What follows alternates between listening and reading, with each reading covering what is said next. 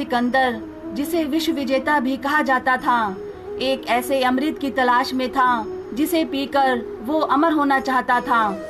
आखिरकार बहुत तलाश करने के बाद उसे वो जगह मिल ही गई।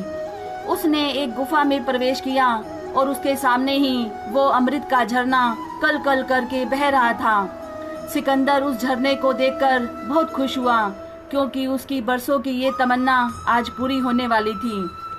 सिकंदर ने जैसे ही अमृत को पीने के लिए हाथ बढ़ाया, उसे एक आवाज सुनाई दी, रुक जा, ठहर जा, ये गलती नहीं करना। जब सिकंदर ने सामने देखा तो वहाँ एक कौवा था।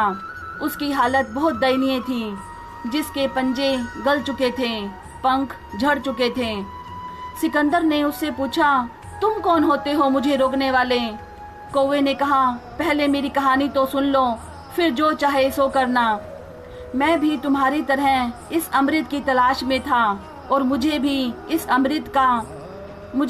अमृत का पता चल चुका था और मैंने ये अमृत पी लिया था। अब मेरी हालत देख, मैं मरना चाहता हूँ पर मर नहीं सकता।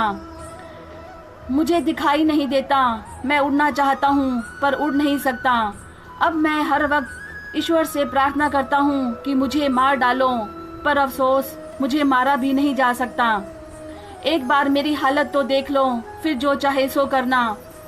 मैं अब चीख रहा हूँ, चिल्ला रहा हूँ कि मुझे मार डालो, मैं जीना नहीं चाहता।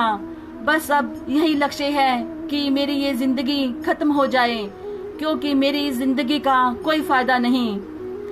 सिकंदर काफी देर तक सोचता रहा और सिकंदर बिना अमृत पिए ही उस गुफा से बाहर निकल आया, क्योंकि सिकंदर उस कौवे की बात से ये समझ चुका था कि जिंदगी का असली आनंद तभी तक है जब तक हम उस आनंद को भोगने की स्थिति में होते हैं।